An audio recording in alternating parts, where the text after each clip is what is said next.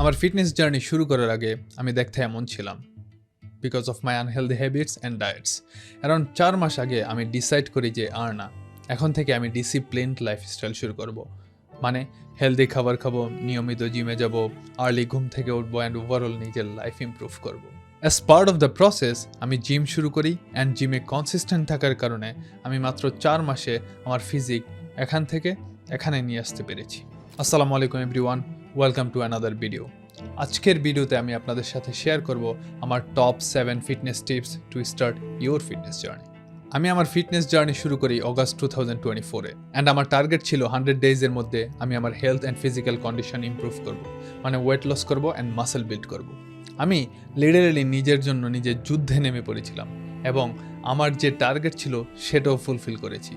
এই জার্নিতে আমি অনেক কিছু শিখেছি অ্যান্ড এখনও শিখছি, যেগুলো আমি আপনাদের সাথে পর্যায়ক্রমে শেয়ার করব। এই বছরটা আমার জন্য খুবই চ্যালেঞ্জিং ছিল, but still I am really happy about my progress and how I feel about myself. আমি আশা করি যে 7টা টিপস আমি আপনাদের সাথে শেয়ার করব সেগুলো অবশ্যই আপনাকে আপনার ফিটনেস জার্নি শুরু করতে সহায়তা করবে। টিপ নাম্বার 1, রিয়েলিস্টিক গোল সেট করা। রিয়েলিস্টিক গোল সেট করা অনেক ইম্পর্টেন্ট, কারণ সবাই আলাদা আলাদা কারণে এক্সারসাইজ বা জিম করা শুরু করে এবং সবারই আলাদা গোল থাকে। কেউ ওয়েট লস করতে চায়, আবার কেউ মাসেল বিল্ড করতে চায়। যেমন আমার ব্যাপারটা ছিল আমি fat loss and muscle build দুইটাই একসাথে করতে চেয়েছিলাম অ্যান্ড করেছি, ইভেন স্টিল করছি। সো আপনার গোল কি সেটা লিখে রাখা অনেক জরুরি। আমি মনে করি আপনার 2 টাইপের গোল লিখে রাখা উচিত। আপনার শর্ট টার্ম গোল কি আর আপনার লং টার্ম গোল কি।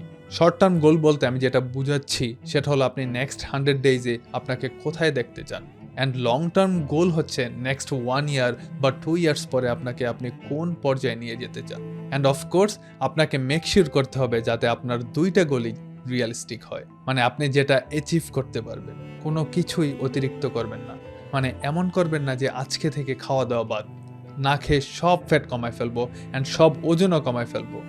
অথবা ডিসাইড করলেন ডেইলি 4 থেকে 5 ঘন্টা জিম করব, যা হয় হবে। মনে রাখবেন, that's not how it works. এমন গোল সেট করতে হবে যেটা আপনি কন্টিনিউ করতে পারবেন ইয়ার আফটার ইয়ার। নাম্বার 2, এক্সারসাইজ রুটিন তৈরি করা। আপনি যেমন পড়াশোনা করার জন্য রুটিন তৈরি করে থাকেন বা করেছেন, ঠিক তেমনি এক্সারসাইজের জন্য রুটিন তৈরি করতে হবে। মানে আপনি এভরিডে কখন এক্সারসাইজ করবেন, সকালে করবেন না বিকেলে করবেন, অ্যান্ড স্পেসিফিক টাইমও আপনাকে ঠিক করে রাখতে হবে। তারপরের বিষয়টা হচ্ছে আপনি কোথায় এক্সারসাইজ করবেন, জিমে যাবেন না বাসায় করবেন না পার্কে করবেন, সেই প্লেস ঠিক করতে হবে। যেখানেই করেন, মেন কথা হচ্ছে শুরু করতে হবে no matter what. Tip number 3, exercise anxiety দূর করা। এক্সারসাইজ অ্যাংজাইটি মানে হচ্ছে নিজেকে নিয়ে আনইজি ফিল করা। মানে আপনি জিমে গেলেন অ্যান্ড জিমে গিয়ে দেখেন আশপাশে সবাই ফিট অ্যান্ড আপনি একমাত্র লোক যে ফ্যাট। ভাই, trust me, you are not alone. আপনি একা না, আপনার মতো অনেকেই আছে, বাট আপনি তাদের চেয়ে আলাদা অ্যান্ড নিজের পরিবর্তনে বিশ্বাসী। দ্যাটস ওয়াই আপনি জিমে বা পার্কে এক্সারসাইজ করতেছেন অ্যান্ড তারা তাদের আগের পজিশনেই আছে, হয়তোবা বাসায় ঘুমাচ্ছে বা টিভি দেখতেছে। আর আপনি যাদেরকে ফিট দেখতেছেন তারাও এক সময় আপনার পজিশনেই ছিল বা স্কিনই ছিল। তারা নিজেদের পরিবর্তনের জন্য স্টেপ নিয়ে এখন ফিট হয়েছে। তারা বাই বর্ন ফিট না। তার শরীরে আল্লাহ যতগুলো মাসেল দিছে আপনারও ততগুলোই আছে। আপনার শুধু নিজেকে নিয়ে কাজ করাটা বাকি। সো কে কি বললো আর কে কি ভাবলো এগুলো বাদ দিয়ে দেন, এগুলো ভাববেনই না। সো নিজেকে অন্যের সাথে তুলনা না করে আজকে থেকেই শুরু করেন, আপনিও তাদের পর্যায়ে অতি তাড়াতাড়ি চলে যাবেন। টিপ নাম্বার 4, আপনার ডায়েট বা ইটিং হ্যাবিট অ্যানালাইসিস করা। ডায়েট আপনার ফিটনেসের জন্য মহা গুরুত্বপূর্ণ একটা বিষয়। আপনার ডায়েট যদি ঠিক না থাকে তাহলে রেজাল্ট পাওয়া খুবই tough.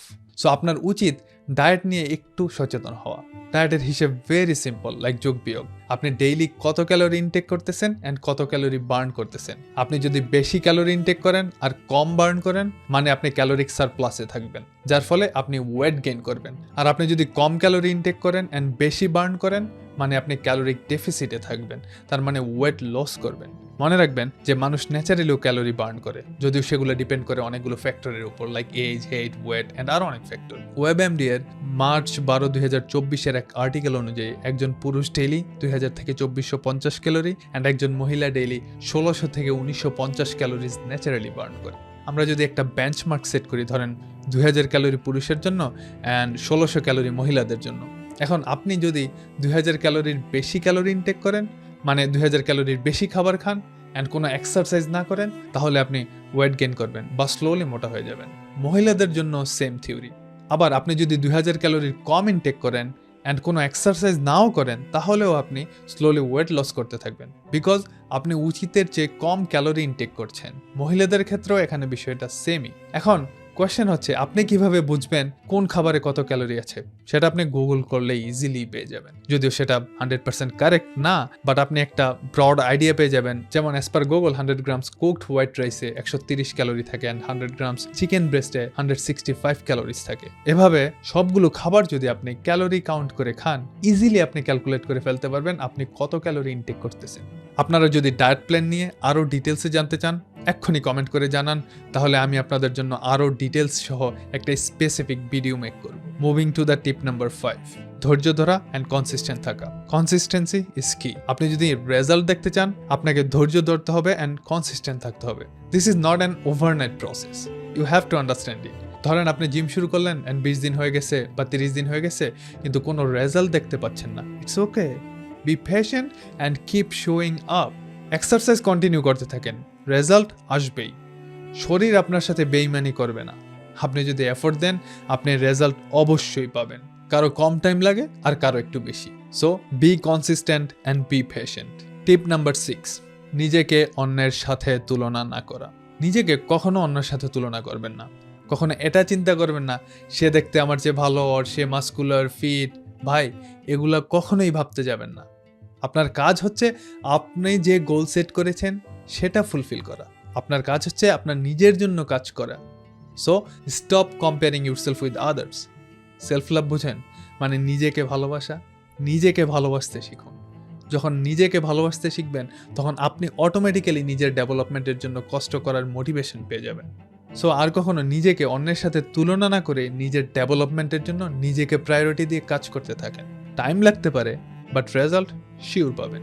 Moving to the last tip, tip number 7, সব সময় পজিটিভ থাকা অ্যান্ড প্রসেস এনজয় করা। পজিটিভ মাইন্ডসেট ডেভেলপ করা অনেক জরুরি। কখনো হতাশ হওয়া যাবে না। নিজেকে পজিটিভ রাখার সবচেয়ে ভালো উপায় হচ্ছে নিজেকে নেগেটিভ মানুষদের কাছ থেকে দূরে রাখা, হোক সেটা আপনার ফ্রেন্ডস অর ফ্যামিলি মেম্বার্স। যারা অলওয়েজ নেগেটিভ, নিজেকে তাদের কাছ থেকে সব সময় আলাদা করে রাখুন।